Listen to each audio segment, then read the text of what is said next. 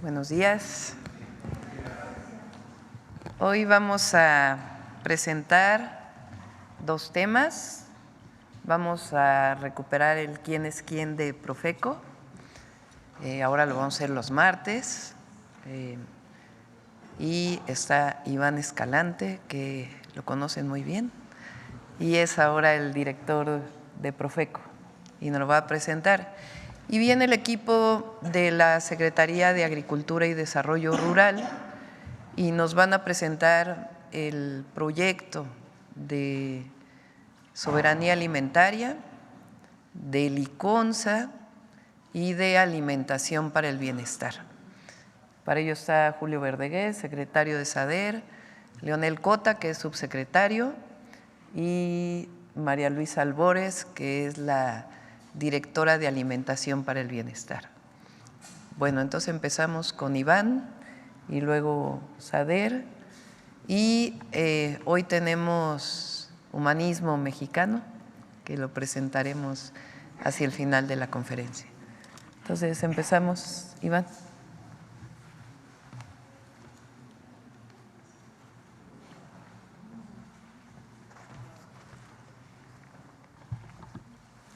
Muchísimas gracias. Con su permiso, Presidenta.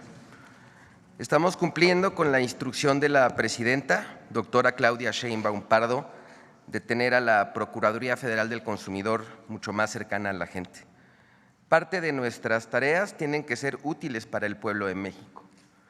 Atendemos las quejas y denuncias de las personas consumidoras, brindamos información clara, veraz y oportuna, vigilamos y verificamos el cumplimiento de leyes y normas de proveedores de bienes y servicios y generamos una cultura de consumo responsable. Si me regalan la que sigue, por favor. Gracias. Todo lo anterior para cuidar la economía de las familias y su bienestar. En la Procuraduría Federal del Consumidor buscamos reducir el ciclo de la desigualdad y la precariedad económica y aportar en la construcción de un México más justo para todas y para todos. Esta semana, en la Procuraduría Federal del Consumidor, seguimos monitoreando los precios en 1,800 establecimientos en todo el país, observando que se han mantenido estables en comparación con el Índice Nacional de Precios al Consumidor publicado por el INEGI. Recordemos que lo que monitoreamos, ¿me ponen la que sigue, por favor? Gracias. Recordemos que lo que monitoreamos son 24 productos de una canasta referencial y en este caso la suma de ellos está por debajo de los 1,039 pesos que estima el Índice Nacional de Precios, existiendo una diferencia sustancial entre la canasta más cara y la más barata identificada de 226 pesos. Con base en el muestreo y el monitoreo realizado del 7 al 11 de octubre y basándonos en la regionalización del Banco de México, aquellos establecimientos donde se encontraron los precios más altos fueron, la que sigue, por favor, la que sigue, gracias. En la zona sur, Chedraui, sucursal Campeche, en Campeche con 883 pesos 30 centavos. Zona norte, Walmart, sucursal Boulevard Morelos, en Hermosillo, Sonora, con 926 pesos con 40 centavos. Zona centro norte, Ley, sucursal Juventud, en Durango, con 935 pesos. Y zona centro, Ley, sucursal Hidalgo, en León, Guanajuato, con un costo de 979 pesos con 10 centavos. Es importante señalar que existe una diferencia entre las canastas más altas de 95 pesos con 80 centavos. Continúo con los precios más bajos por zona. En la zona norte, Soriana Hiper, sucursal Ejército, en Tampico, Tamaulipas, con 828 pesos con 10 centavos. Zona sur, Soriana Hiper, sucursal Acapulco Costera, en Acapulco, Guerrero, con 811 pesos con 90 centavos. Zona centro norte, Bodega Aurrerá, sucursal Morelia Este, en Morelia, Michoacán, con 790 pesos 60 centavos. Zona centro, Chedraui, sucursal Flores Magón, en Cuernavaca, Morelos, con un precio de 752 pesos 90 centavos. Aquí en estas canastas, entre las más bajas, hay una diferencia incluso de 75 pesos con 20 centavos. La que sigue, por favor. Ahora informaremos el quién es quién en los precios de los combustibles. Para el 17 de octubre, último día que se realizó el monitoreo, el precio promedio por litro de la gasolina regular se ubicaba en 23 pesos con 90 centavos, para la gasolina premium 25 pesos con 27 centavos y el diésel en 25 pesos con 48 centavos. Para esta semana se tendrá un incentivo fiscal únicamente para la gasolina regular del 4.3%, según la Secretaría de Hacienda y Crédito Público. Es decir, para el caso de este cálculo del promedio de gasolina y el 4.3% del incentivo fiscal, el Estado estaría absorbiendo un poco más de $1 por cada litro de gasolina de la regular. Conforme a las regiones establecidas por la Comisión Reguladora de Energía, se presenta el siguiente comparativo por estaciones de servicio y tipo de combustible para que las personas consumidoras puedan diferenciar los diversos precios en lo que se comercializan los mismos tipos de gasolinas. Los precios más altos identificados en este monitoreo por tipo de combustible son: en gasolina regular, en la región noreste es en donde se ubicó el precio más alto, es la marca Chevron, la estación de servicio Platinum Gas, 26 pesos 44 centavos, esto está ubicado en La Paz, Baja California Sur. De gasolina premium, en la región noreste, la marca Pemex, estación de servicio Guajardo, en Apodaca, Nuevo León, con un precio de 27 pesos cerrados. Y diésel, en la región sureste, la marca Pemex, combustibles de Cancún, en Cancún, Quintana Roo, en 27 pesos con 46 centavos. Y a continuación informaremos los precios más bajos identificados por cada una de las regiones. Con gasolina regular se ubicó en la región centro la marca Shell, estación de servicio Las Mejores Estaciones en Tlalnepantla, Estado de México, con un precio de 22 pesos con 93 centavos por litro. En gasolina premium, la región Golfo de la marca Pemex, estación de servicio Palma 2000, en Coatzacoalcos, Veracruz, en 23 pesos con 18 centavos litro. Y el diésel en la región centro, la marca G500, servicio Alexandre, en Tlalnepantla, Estado de México, en 24 pesos con 35 centavos litro. Con respecto al quién es quién en los precios de gas LP, podemos observar que el precio de este combustible se encuentra por debajo de los precios internacionales en las 220 regiones determinadas por la Comisión Reguladora de Energía, tanto por kilo como por litro. De esta manera, para el último día del monitoreo de gas realizado el 16 de octubre, el precio promedio del gas LP en el caso de gas estacionario fue de 10 pesos con 41 centavos y para el gas por cilindro 19 pesos con 28 centavos. El precio promedio más bajo detectado en nuestro monitoreo de gas por litro para tanque estacionario se encontró en Cocula, Jalisco, en 10 pesos con 27 centavos con el permisionario Gas de Ameca, y para el gas por kilo que se expende por cilindro, el permisionario Gas El Gallito en la región de Matías Romero, Oaxaca, lo comercializó en promedio de 19 pesos. Adelante, por favor. Hay que comentarle a nuestra audiencia y a los compañeros y compañeras periodistas que aquí estamos presentando un resumen del estudio completo que puede ser consultado en la página de internet de la Procuraduría Federal del Consumidor. Por último, informamos, Presidenta, que la semana pasada iniciamos una campaña informativa para que los establecimientos comerciales denuncien a los verificadores falsos y eviten engaños. La semana pasada fue detenido un falso verificador en la Ciudad de México y el día de ayer otro en el estado de Chiapas. Ya hay carpetas en ambos casos. Esta es una invitación para que los responsables de los comercios revisen, como pueden observar en el gráfico, que tanto la credencial que porta cada verificador o verificadora de la Profeco, así como el oficio, cumplan con los requisitos que los acrediten como defensoras y defensores de la confianza. Concluyo, Presidenta. Todas y todos somos consumidores, todas y todos tenemos derechos y nuestra obligación es proteger la economía familiar y el bienestar de las personas. Muchísimas gracias, muy buenos días. Adelante, Julio. Buenos días a todas y a todas. Con su permiso, Presidenta.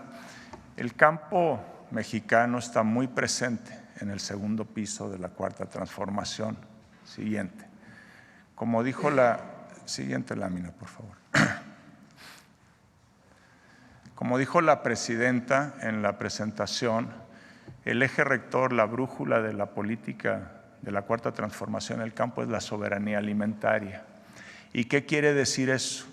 Quiere decir que el país tenga todas las condiciones necesarias para garantizar el derecho constitucional a la alimentación, no solo hoy, sino que en el futuro. Eso quiere decir, por supuesto, producir más alimentos saludables, pero quiere decir también el bienestar de las personas que producen esos alimentos, tanto agricultores, pescadores, las personas jornaleras. Quiere decir cuidar nuestros suelos, quiere decir cuidar el agua, quiere decir usar menos plaguicidas, quiere decir reforzar nuestra ciencia y tecnología mexicana para la producción agroalimentaria. Todo eso es soberanía alimentaria. Adelante, por favor. Hay 4 ejes principales en nuestro trabajo. El primero y el central es el bienestar de las personas que trabajan y viven en el campo. En el gobierno del presidente Andrés Manuel López Obrador redujimos en 18%, más de 18%, en los primeros 4 años de su gobierno, la pobreza extrema por ingresos en el campo. Eso realmente no se vio en otros países de la región, pero todavía tenemos bastante que hacer para lograr la meta de bajar a menos de 2% de pobreza extrema en el país. Además, la presidenta nos ha encargado mucho poner una especial atención y dedicación a las personas jornaleras.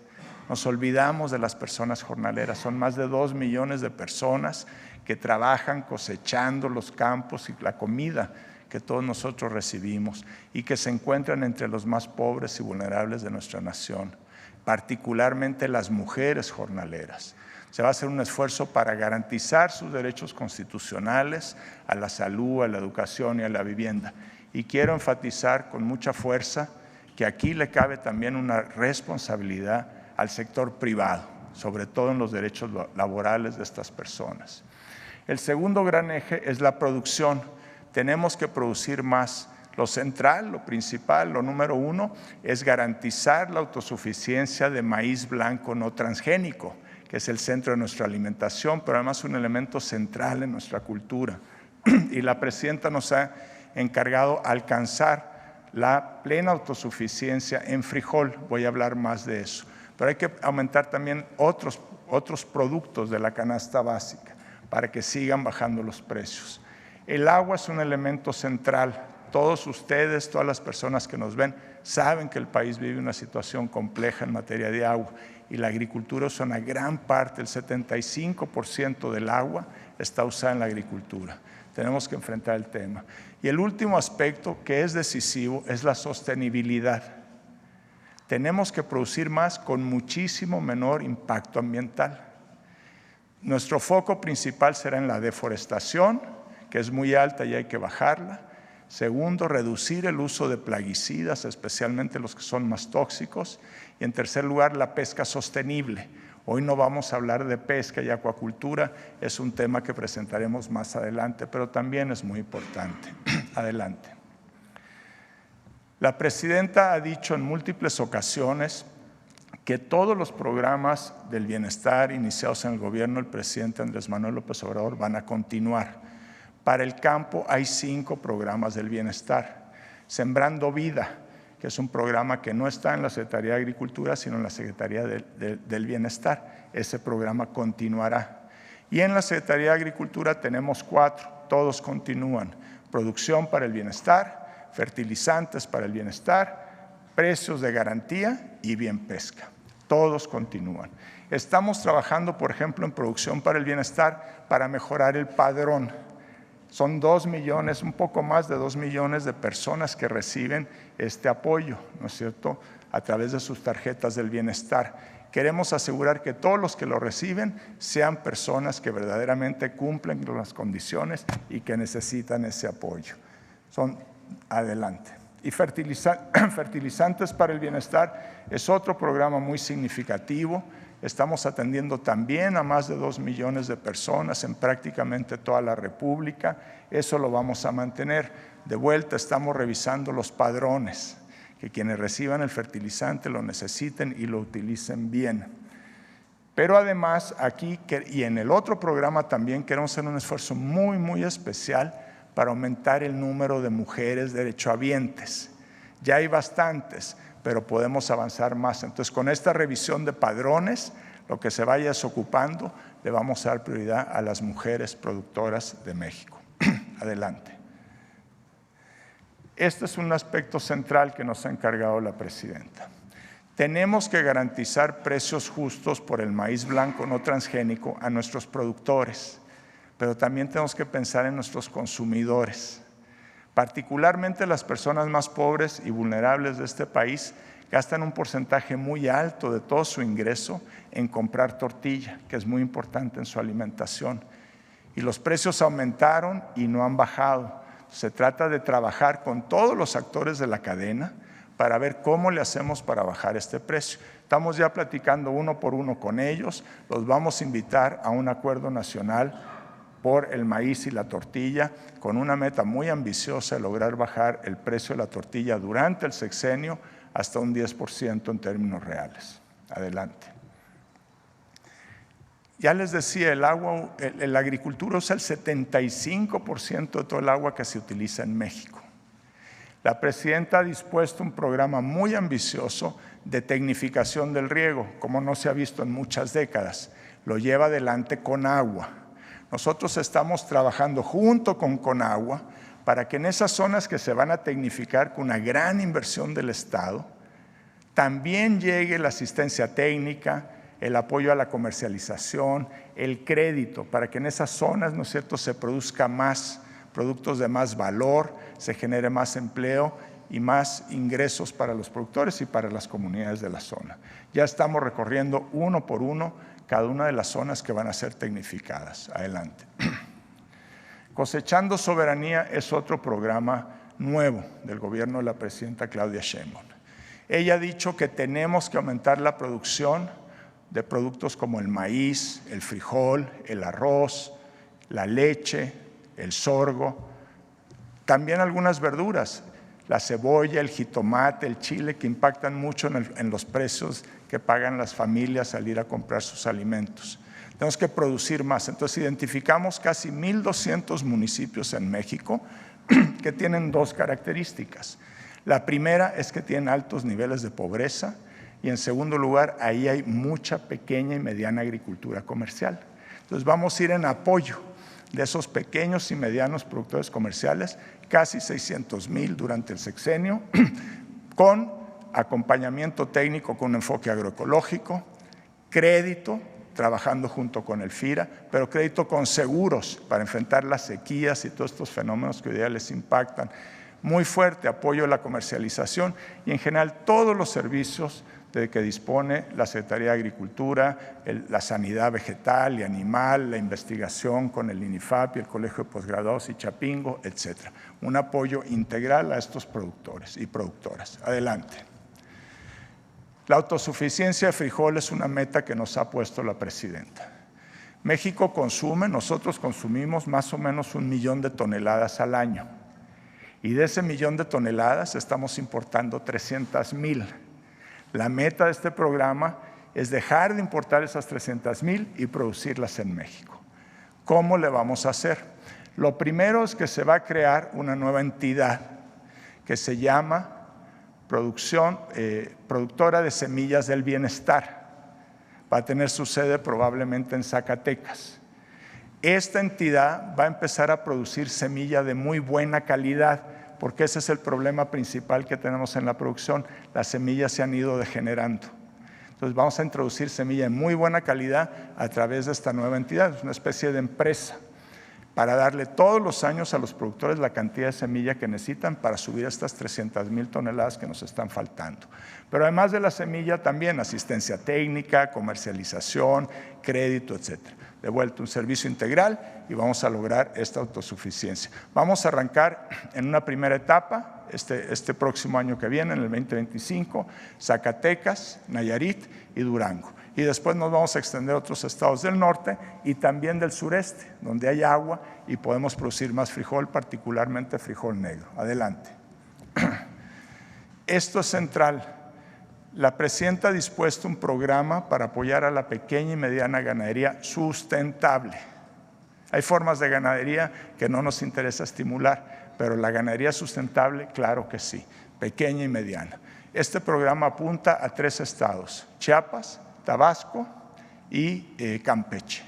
Y en estos 3 estados vamos a trabajar en 2 líneas principalmente. 1, mejorar la calidad de los animales, la calidad genética, introduciendo sementales y otras medidas de este tipo. Y además con mucho acompañamiento técnico para que sea una ganadería regenerativa y todo el tema de sanidad animal con Senacica. Arrancamos el próximo año en Tabasco.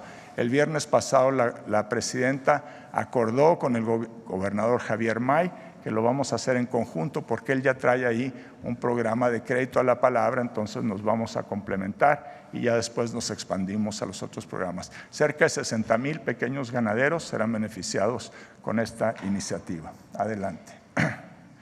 El Plan Campeche originalmente era arroz y leche. Esta es una promesa de campaña y en la Cuarta Transformación los compromisos se cumplen, entonces lo vamos a cumplir. Y la presidenta acaba de disponer que además de leche y arroz, también le vamos a agregar ganadería. Estamos ya trabajando con el gobierno del estado.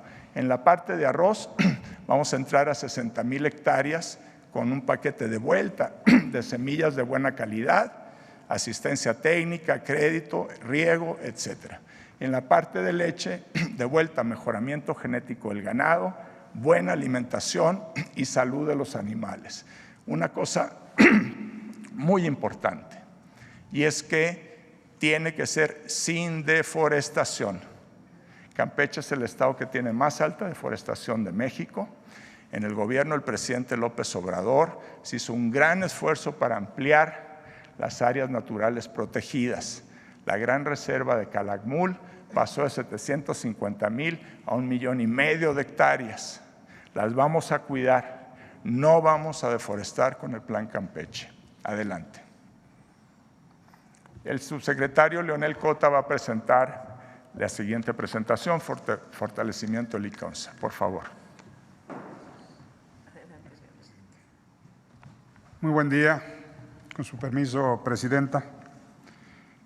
Me permito compartir con ustedes las metas y los propósitos en materia de Liconza, leche para todos.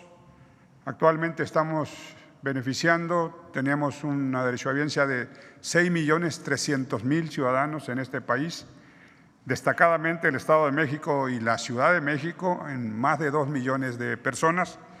Por eso se ha tomado la determinación en el actual gobierno que preside la presidenta Claudia Sheinbaum de fortalecer Liconza. Una primera decisión es crear una planta pasteurizadora de leche en Campeche. Actualmente estamos captando de los estados de Campeche, Chiapas y Tabasco alrededor de 20,000 litros diarios que son trasladados desde allá, desde aquella región, 1,200 kilómetros, a la planta pasteurizadora de Tlaxcala o de Tláhuac, dependiendo de cómo se haga el acopio diario. La meta es iniciar con 40,000 litros diario en esa planta pasteurizadora que habrá de ser instalada en el Parque Industrial de Campeche, con todos los servicios, con toda la conectividad para poder acopiar leche de otros estados y de otras regiones y fortalecer con ello el número de derechohabientes de Liconza en la región. Alrededor de 341,000 beneficiarios derechohabientes tenemos en Campeche, Tabasco y Chiapas. Y desde luego planear desde ahí un crecimiento para toda la región sur-sureste, incluyendo desde luego Yucatán en el futuro y el estado de Quintana Roo. Esta meta la tenemos planeada para 15 meses, poder instalar, en máximo 15 meses, poder instalar la planta pasteurizadora, con lo cual se integra un conjunto de plantas en todo el país, 11 con ella, 10 tenemos instaladas, una en Jalisco, una en Chihuahua, 3 en el Estado de México, una en Colima, una en el estado de Michoacán, y justamente en el estado de Michoacán, que existió hasta 1996, una planta de secado de leche, la queremos justamente como segunda meta de Liconza, poder establecer en un periodo de 12 meses. Tiene un costo de 350 millones de pesos y nos permitirá justamente planear el crecimiento de Liconza de 6.300.000 beneficiarios a 7 para 2025, a 7 millones de nuevos derechohabientes y al 2030 de 10 millones de personas beneficiadas.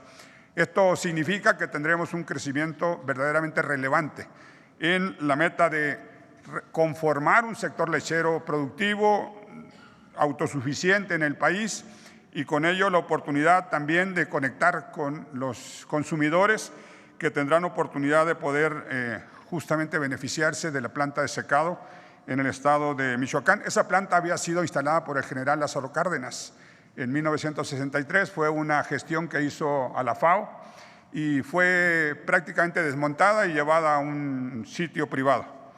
Y finalmente, en el estado de Chihuahua, que nos importa mucho, instalar 14 centros de acopio, 4 en Chihuahua, 3 en Delicias, 3 en Mioqui, 2 en Saucillo, 1 en Julimes y 1 en Camargo, para fortalecer la planta que tenemos instalada en Cuauhtémoc, en ese estado de Chihuahua, y que nos va a permitir, con una inversión de 120 millones de pesos en los 14 centros de acopio, poder tener la estabilidad en la producción de este importante producto en ese estado debido a las distancias. Es muy difícil que el productor lleve hasta Cuauhtémoc su producto y con ello, con los centros de acopio, vamos a integrar justamente la oportunidad de que sea el producto entregado de manera directa, sin intermediarios, a la planta pasteurizadora de ese estado y también algunos otros centros como de acopio que estamos fortaleciendo en el sureste, en Tabasco, en Chiapas, en el centro de la República, particularmente en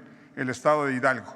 Con ello, la meta de Liconza es, en este sexenio, servir a 10 millones de habitantes de manera directa con este producto esencial que es la leche. ¿Comentas cuánto cuesta la leche de Liconza? La leche de Liconza tiene actualmente un costo de $6.50 para 6.300.000 ciudadanos. Tenemos un servicio especial para comunidades de mayor pobreza, de acuerdo con los datos que se publican, de $3.50 en comunidades indígenas, en municipios más pobres del país y de $4.50 en estados como Guerrero y Chiapas. Desde luego no estamos contemplando incrementos sustantivos más que el hecho de la inflación, que para nosotros es muy importante para poder seguir creciendo en regiones importantes donde hay que fortalecer este proyecto.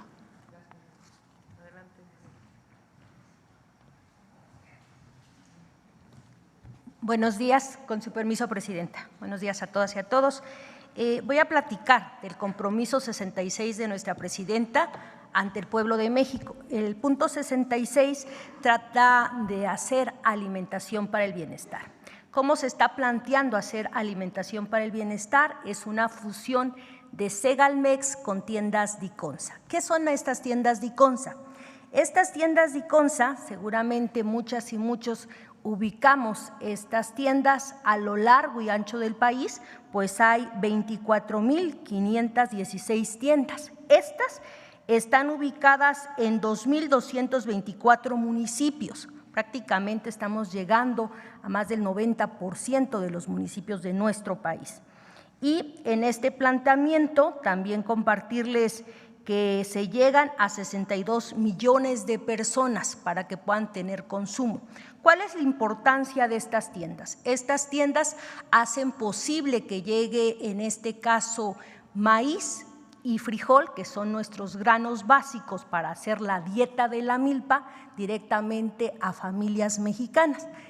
El precio del maíz en estas tiendas está en 6 pesos el kilo y el precio del frijol está en 35 pesos el kilo.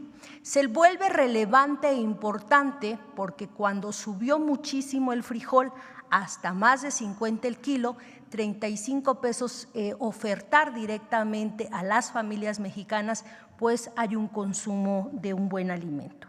Quisiera compartirles que en esta transformación de esta fusión y esta reestructuración que estamos trabajando, en el planteamiento y por instrucción de la presidenta, haremos un área que va a ser para transformación. Y en esta área de transformación vamos a iniciar con 3 productos.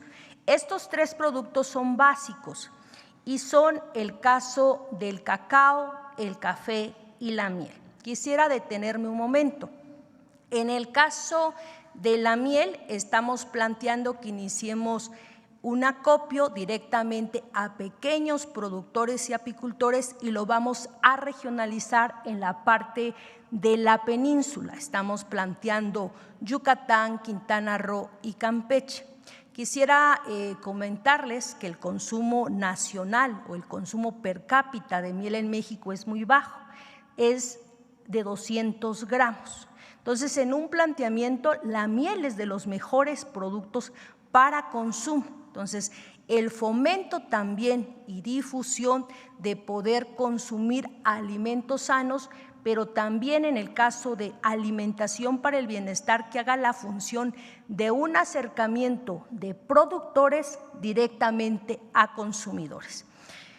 Si revisamos el tema del campo, siempre el cuello de botella va a ser que los productores a veces no tienen la forma de comercializar o de hacer un valor agregado a su producto, y el tema se va quedando en quienes hacen la negociación. En este planteamiento de alimentación para el bienestar es coayudar directamente a pequeños productores para hacer ese ensamblaje, y a los consumidores, que somos muchísimos consumidores en este país, también acercar buenos productos de calidad.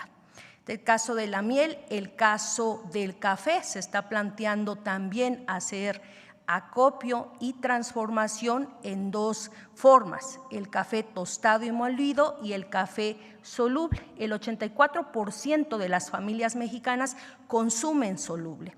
Quisiera compartirles también que en países productores, como el caso de Brasil, ellos tienen un consumo, es un país productor, y tienen un consumo per cápita de 5.8 a 6 kilos, en el caso de nosotros los mexicanos de 700 gramos. Entonces, también es un planteamiento de hacer una difusión de consumo, en este caso de bebidas como el caso del café.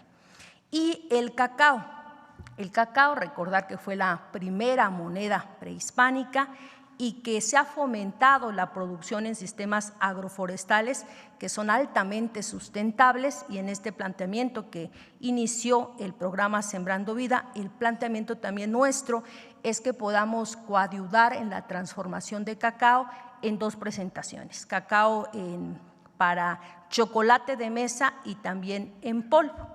Y en este planteamiento también llevar un buen alimento a las mesas, porque a veces si revisamos mucho de las bebidas o del chocolate que consumimos, pues prácticamente son endulzantes y mucho azúcar, ¿no? Entonces, en este planteamiento iniciamos con estos 3 productos, son productos emblemáticos, porque los 3 productos que estamos hablando, de miel, de café y de cacao, son productos que cuidan mucho a nivel, en este sentido, de sustentar, en este caso, el ecosistema. Cuando hablamos de apicultura, pues es cuidar las abejas.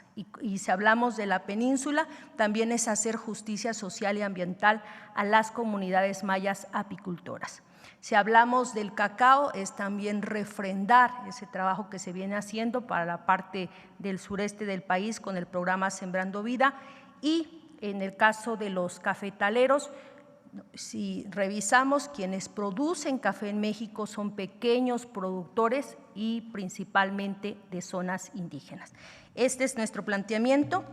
En enero empezamos ya con alimentación para el bienestar, y la parte productiva se va a iniciar. Y las tiendas Diconsa, que bien que nos lo comente y nos lo señala nuestra presidenta. En este planteamiento, en esta fusión, hacemos también una rehabilitación, una renovación y una nueva imagen de nuestras tiendas. Las tiendas ya no serán tiendas Diconsas, se van a llamar tiendas Bienestar, para generar felicidad. Entonces planteamos eso, soñamos eso, tenemos la fe y la esperanza de que en estos años estaremos construyendo en este segundo piso de la cuarta transformación este trabajo. Gracias, presidenta. Bueno, como ven, es un programa muy completo de soberanía alimentaria y de alimentación sustentable y saludable para todas y todos los mexicanos. Es producir lo que consumimos, por supuesto que hay mercado, eso va a seguir existiendo, pero no solamente es apoyar a los pequeños y medianos productores, sino también tener alimentos saludables y a buenos precios para las familias mexicanas. Bueno, adelante. Sobre el tema, Hans.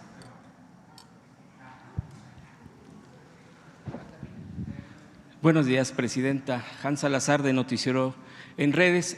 Preguntarle en este tema sobre particularmente el café. Aquí en conferencias pasadas había traído la situación de cafetaleros de Veracruz. Esto había sucedido por el acaparamiento de la producción de poblaciones allá en Veracruz de empresas transnacionales. Son filiales y obviamente ahí se quieren deslindar muchas veces las empresas diciendo pues que ellos no tienen que ver, pero pues son filiales al final de cuentas. Esta empresa se llama AMSA, de hecho ya aquí tiempo atrás lo he presentado, incluso hubo un acompañamiento de la ahora titular de lo que será Alimentación para el Bienestar, como de Medio Ambiente, la licenciada Albores. Preguntarle si en estos casos se tienen contemplado, ahí el acaparamiento de estos productores pues hace que se rebajen los precios y pues lo que ya sabemos. Entiendo que todo esto es para mejorar las condiciones de los productores. Preguntarle si se podría tomar en cuenta a propósito del consumo del café en nuestro país. Y dentro de esta misma temática, preguntarle, hace unos días me llamaba la atención que el director del ISSSTE, Martí Batres, estaba anunciando la apertura o el reforzamiento, reinauguración de una tienda de Superiste. Antes pues eran, todavía me acuerdo, hace muchos años, que pues era un aliciente incluso para oferta para los trabajadores del ISSSTE al servicio del Estado, porque ahí se encontraban muchos productos a buen precio. Y preguntarle si aquí se tendría contemplado rescatar este tipo de tiendas, que pues algunas subsisten porque prácticamente las estuvieron desahuciando, eliminando en gobiernos del PRI y del PAN con su modelo neoliberal, pero en esto si se pudieran acercar este tipo de productos de la misma gente del país, en este caso, y hasta para mejorar la alimentación y el acceso a diversas tiendas y que se conserven estas tiendas. Preguntarle esto primero. Sí, ¿quieren comentar algo del café? Gracias, presidenta. El café es uno de los productos prioritarios en todo este programa. Aparece por muchos lados: producción para el bienestar, fertilizantes, cosechando soberanía y lo que presentó la compañera María Luisa sobre alimentación para el bienestar. Un esfuerzo central, hemos platicado ya mucho, estamos trabajando con las distintas organizaciones de productores y toda la cadena. Tenemos que acercar al productor a los mercados, como ha dicho María Luisa Albores, ¿no es cierto? Esa es la clave, que dejen de depender de los intermediarios, y ese es un esfuerzo central en muchos de estos programas. O sea, por muchos lados vamos a estar atacando el mismo problema: fortalecer la comercialización lo más directa posible del productor al consumidor. Incluye, por supuesto, Veracruz y toda la República y todos los productos. Particularmente en Izhuatlán del café, ¿ahí se ha platicado con la gente?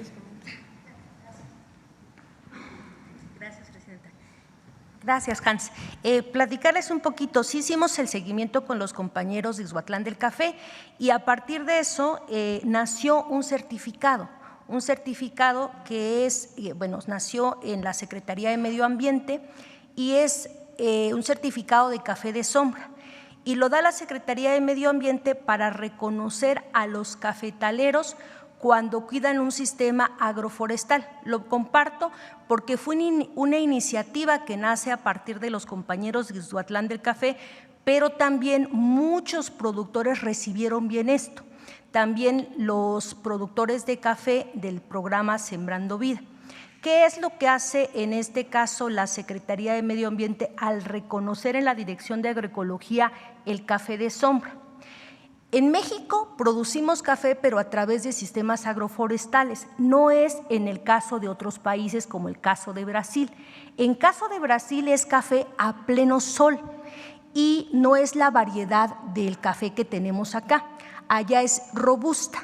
Entonces, por eso se vuelve importante, porque al tener un sistema agroforestal cafetalero, y por eso el certificado de café de sombra que nace a partir de este trabajo que hicimos con los compañeros y compañeras de Ixhuatlán del Café, es reconocer que en el momento en que se siembra el café es un arbusto.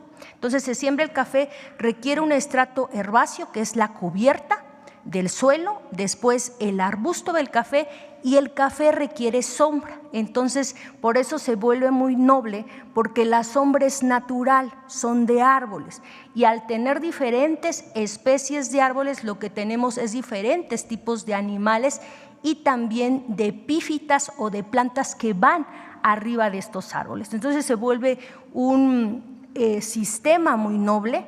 Y quisiera compartirles, los cafetales más diversos del planeta Tierra no están en África, aunque el café viene de Etiopía, están en México, y lo hicieron posible quienes son productores de café y principalmente de las diferentes regiones indígenas de nuestro país. Ese es un regalo que le da México al mundo, el sistema agroforestal cafetalero, el sistema cacautal, como es la milpa también. Es un regalo que se hace.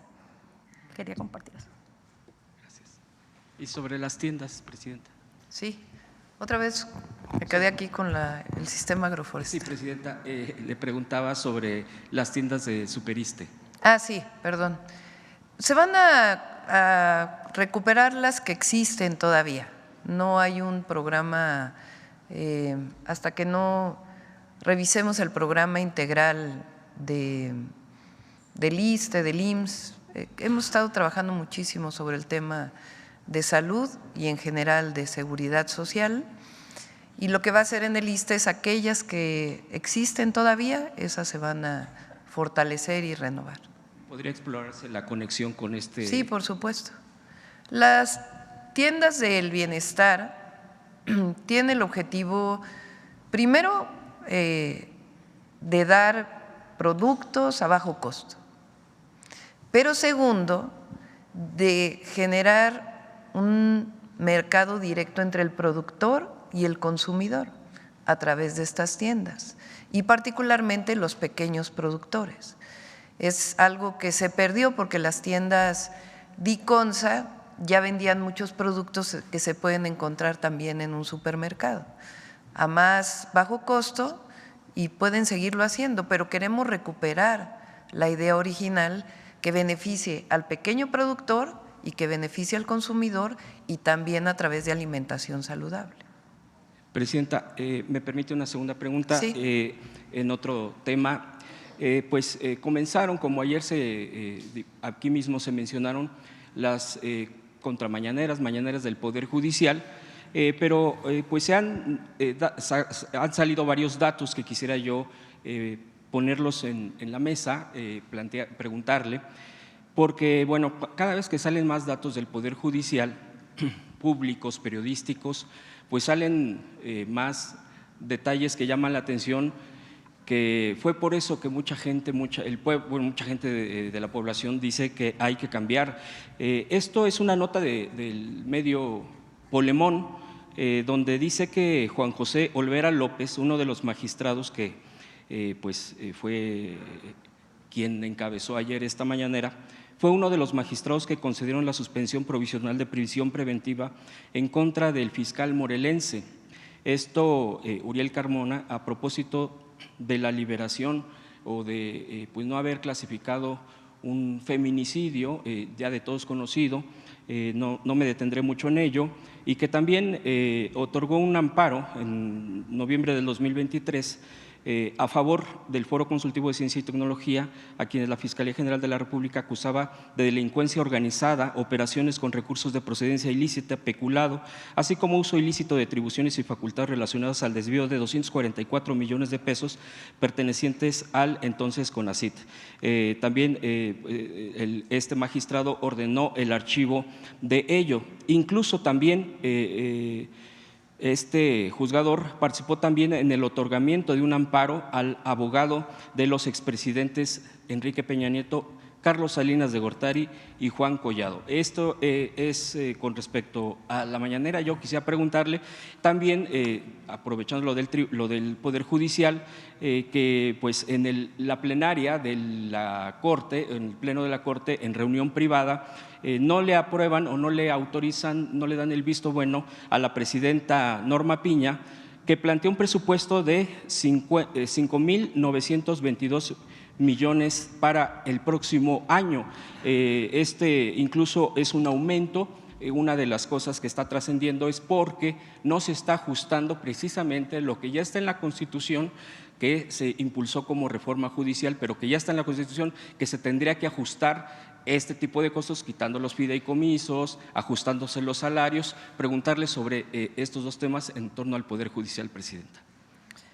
Sí, ya otra vez hay una campaña, curiosamente, de García Luna ya nadie habla.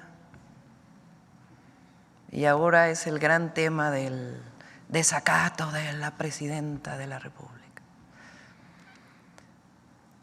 Ayer esta jueza que promueve esta suspensión, que pues ya salió públicamente a través de un medio de Milenio su historial, vocera del Poder Judicial en todos los medios. Los ministros andan hasta en Harvard. Otra vez una campaña así, pero que en México no hay Estado de Derecho, que se acabó la justicia.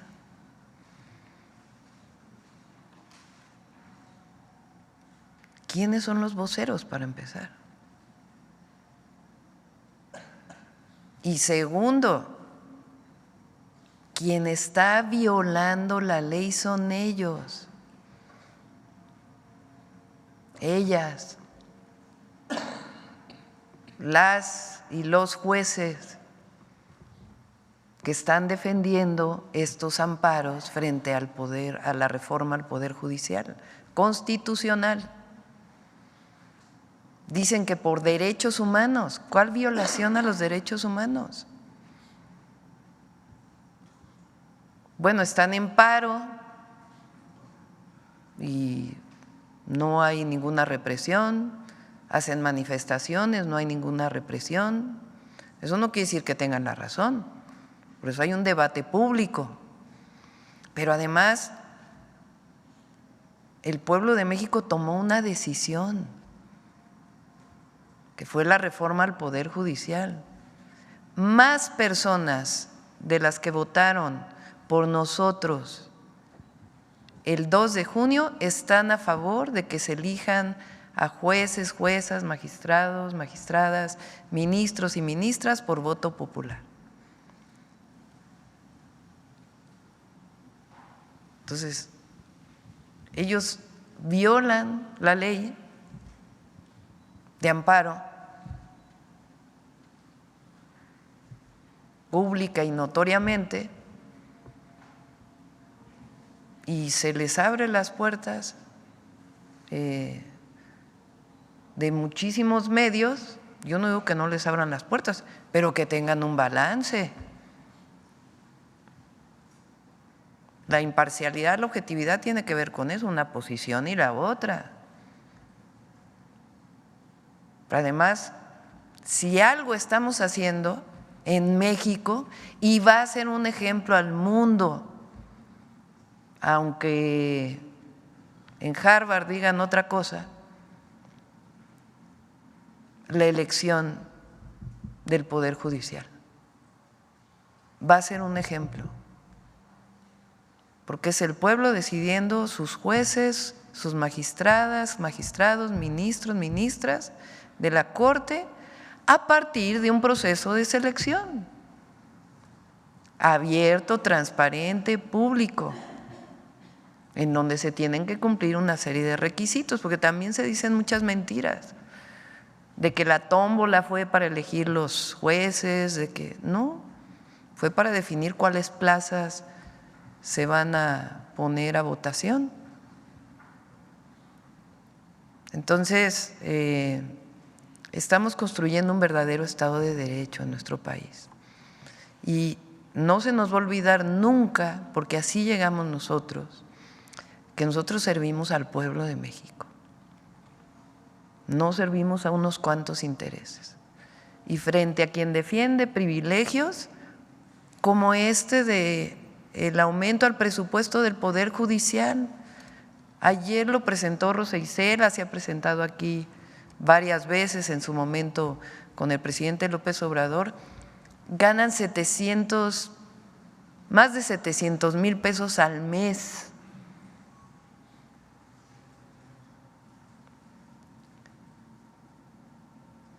¿Por qué tienen que ganar 700,000 pesos al mes? Dicen que para acabar con la corrupción. Bueno, entonces los fideicomisos del Poder Judicial, ya lo dice la Constitución, tienen que ser reintegrados al presupuesto público y se van a usar de manera muy transparente. En su momento se pidió que se usaran para Acapulco. A lo mejor de nuevo podemos usarlos para Acapulco. Por cierto, aprovecho un paréntesis, el domingo vamos a dar una conferencia de prensa en Acapulco de todo lo que hemos hecho después del huracán John y en todo Guerrero, no solamente en Acapulco. Cierro paréntesis. Bueno, entonces no hay razón, el presupuesto del próximo año se va a establecer para el Poder Judicial de acuerdo como lo establece la Constitución, porque además está por aprobarse la reforma constitucional para que ahora sí ya nadie gane más que la Presidenta de la República. Y sobre el tipo de personajes, de juzgadores, prácticamente con estos antecedentes dando una mañanera, ¿qué opina, Presidenta? Pues que lo valore la ciudadanía. Yo decía al revés, a ver, ¿por qué no los jueces, juezas honestos, que tienen mucho que presumir de su historial, no se proponen para ser parte de nuevo del Poder Judicial a partir de la elección popular? Y también que se haga público pues sus historiales. Estaremos en unos casos de acuerdo, en otros no, pero son servidores públicos. El juez, la jueza es un servidor, una servidora pública. Servidor público quiere decir estar al servicio del pueblo. Eso quiere decir servidor público. No estar al servicio de un privilegio de unos cuantos.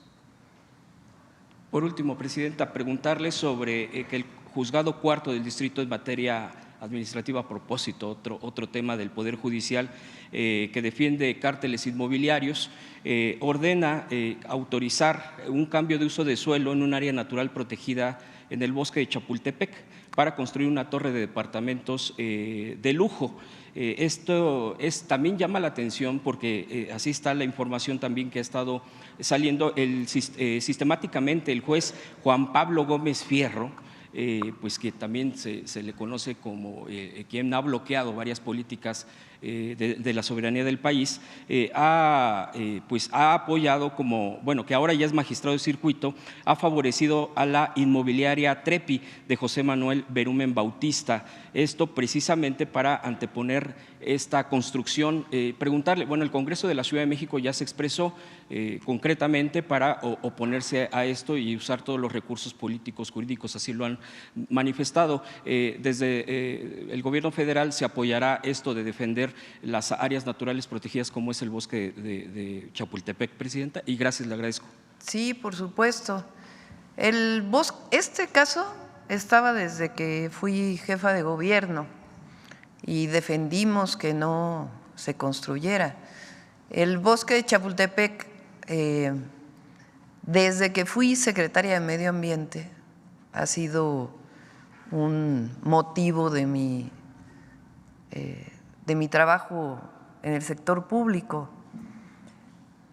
Cuando el presidente López Obrador era jefe de gobierno y su servidora secretaria de Medio Ambiente, encontramos que Los Pinos se había llevado una parte del bosque de Chapultepec. Salinas de Gortari amplió Los Pinos para poder correr en el Parque de la Hormiga. Así se llama esa parte del bosque de Chapultepec. En aquel entonces era Fox presidente y me comisionó el entonces jefe de gobierno a que fuera a solicitar la entrega del Parque de la Hormiga. Finalmente Fox accedió y se recuperó el Parque de la Hormiga. Y después fuimos recuperando una buena parte de la tercera sección del bosque de Chapultepec. Por razones ambientales y porque además lo que es público es público. Estamos a favor de la propiedad privada y que se respete la propiedad privada, y para eso hay leyes y está la Constitución. Pero lo que es público es público. Lo que cambió es que ya no privatizamos lo público, porque tuvo no una buena historia en nuestro país, pero además lo que es del pueblo es del pueblo, lo que es de la nación es de la nación. Entonces, el bosque de Chapultepec lo vamos a defender como todas las áreas naturales protegidas. Hay casos en el sureste, hay pendientes que también vamos a atender. Entonces, el cambio de uso de suelo, no va a haber cambio de uso de suelo de zonas naturales y particularmente áreas naturales protegidas a otros usos y menos de desarrollo urbano. Al revés, vamos a proteger y a seguir ampliando las áreas naturales protegidas. Sí, el bosque de Chapultepec es una asignación a la Ciudad de México, pero ahí a Clara Brugada, la jefa de gobierno, lo que requiera de apoyo, pues ahí vamos a estar apoyando. A ver, por acá. Gracias. Buenos días, Presidenta, funcionarios, secretarias. Soy Fernanda López Castro de Infobae México. Tengo 3 preguntas muy rápidas, breves. Anteriormente había mencionado que se mudaría a Palacio. ¿Cuándo podríamos esperar esta mudanza o tengo entendido que todavía no se realiza? Sí, no, sigo viviendo ahí en mi casa, departamento. Ya les vamos a informar, estamos en ese proceso. Perfecto, muchas gracias. La segunda pregunta sería respecto a la reforma judicial. Saber si su gobierno ya presentó la denuncia en contra de la jueza Nancy Juárez, que iba a presentar ante el Consejo de la Judicatura Federal. Todavía no hemos sido notificados.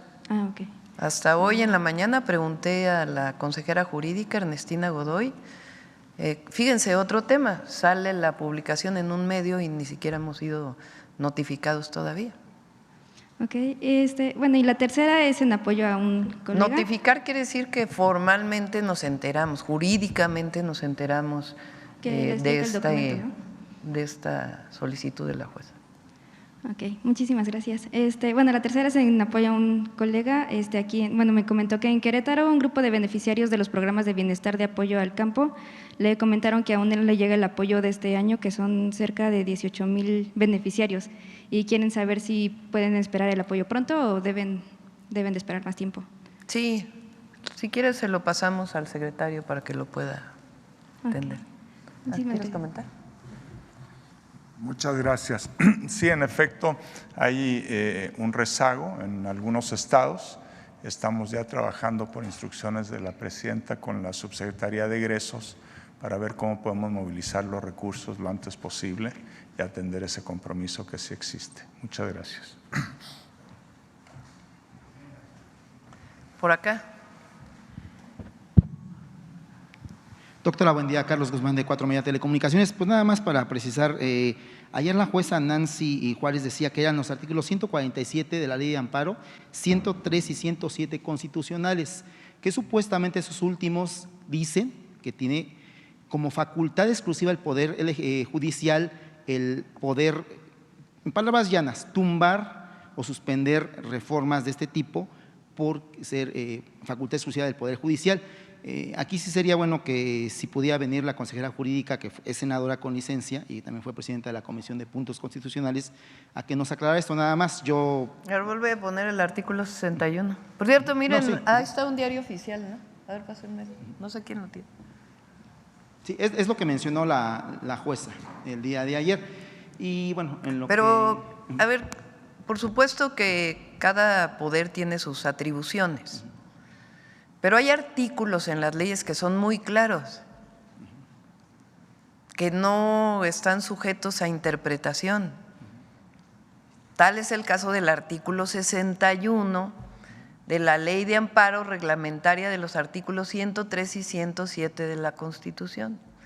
Artículo 61. El juicio de amparo es improcedente. 2 puntos. 1. Contradicciones o reformas a la Constitución Política de los Estados Unidos Mexicanos. Díganme ustedes qué interpretación tiene eso. Es llano, simple llano, punto. O sea, ¿de dónde podemos? No dice ahí, salvo en los casos de reformas al Poder Judicial. No, no lo dice. Dicen cualquier reforma constitucional. Tampoco dice, salvo en los casos que me afecte No, cuando hay una reforma constitucional, que ayer lo vimos, para que haya una reforma constitucional tienen que aprobarlo 2/3 partes de la Cámara de Diputados, 2/3 partes de la Cámara de Senadores, la mayoría de los congresos estatales y de la Ciudad de México. Y una vez que ocurre eso, entonces viene el cambio constitucional. Y la Ley de Amparo dice, es improcedente, o sea, no se puede aplicar la Ley de Amparo contra adiciones o reformas a la Constitución Política de los Estados Unidos Mexicanos. Eso lo sabe la jueza. Lo que pasa es que buscan formas que no tienen que ver con la ley. Por eso digo, quien está violando la ley es ella, quien está vulnerando el Estado de Derecho es ella. Nosotros estamos siguiendo la Constitución y la reforma constitucional tal cual fue aprobada. Entonces, ella quiere postularse para ser elegida por el pueblo, pues que hable de por qué debe ser, porque no le sirven mucho estas formas de violar la ley para poderse postular nuevamente. Miren, este es el diario oficial de la Federación. Así se imprime. Tiene todavía esta forma de usarlos. Aparte viene publicada en el internet, en el sitio del diario oficial. Tiene todavía estos hilos. O sea, ustedes imagínense que la jueza nos va a notificar, ¿no? Pero ya nos enteramos por los medios. Dice, elimínese. ¿Qué quiere decir eliminar? O sea, hay que arrancar la Constitución, eso es lo que está pidiendo la jueza. Mutilar un diario oficial. No hay antecedente de que un juez o una jueza haya pedido eliminar. Por eso ayer lo repetí tantas veces. O sea, vean ustedes esto, quien nos ve. ¿Qué quiere decir eliminar esto? ¿O qué quieren que vamos a regresar al fascismo, a quemar, a romper libros? bueno, no a regresar, porque aquí afortunadamente solo en la época de la Inquisición. Y segundo tema, sí me gustaría que Julio Verdeguer y todo el equipo que está aquí profundizaran sobre el tema de soberanía alimentaria. Yo en mis talleres estudié la carrera en un tecnológico agropecuario sobre este tema, estuve en un CADER, estuve cuando se hizo Procampo, pero sí me gustaría que nos precisara el secretario Verdeguer el tema de las semillas, que es muy importante, muy importante, porque a los agricultores, yo sé que es tema que en la cuestión urbana no les interesa, pero en el tema de la cuestión rural es muy importante el tema de la semilla, tener una buena semilla fitosanitariamente correcta y también para el ciclo correcto y el lugar correcto. Es preguntarle, uno, este banco que se va a hacer, todo indicó en Zacatecas, el banco de semillas, va a incluir variedades, le voy a mencionar variedades comerciales y técnicas, que seguramente usted va a entender, secretario.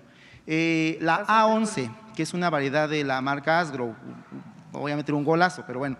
La A11, que es regularmente para clima semidesértico-desértico. La H135, que es de otra variedad, pero que sirve para climas húmedos. Estas variedades te dan 3 mazorcas, o 2, pero de muy buena consistencia. En el caso del frijol, no recuerdo la variedad, también es de esta firma, que es muy importante. Tiene una variedad de frijol que sirve para climas desérticos. El frijol negro que se conoce de Zacatecas, básicamente todo es de esta firma.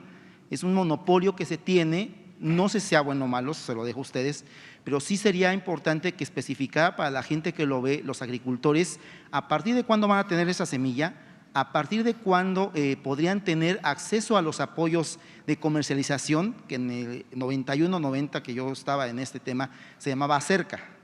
Desapareció después de que llegó el sexenio, si no mal recuerdo, de Peña Nieto. Se desapareció este esquema. Era bueno el esquema porque permitía a los agricultores comercializar directamente su producto a las tiendas justamente de Liconza o de Diconza, más bien dicho, perdón. Es uno, preguntarle esto. 2, preguntarle el tema de las semillas también, pero vinculado con Chapingo, usted mencionaba. Yo le menciono el CIMIT, que es un centro de biotecnología y también de híbridos, que incluso sacó una variedad para desierto que se comercializa en el Cuerno del África, en Kenia. Es mexicana, 100% mexicana. Es preguntarle si estos apoyos tecnológicos se van a tener, cómo se van a hacer, cómo el agricultor los puede tener.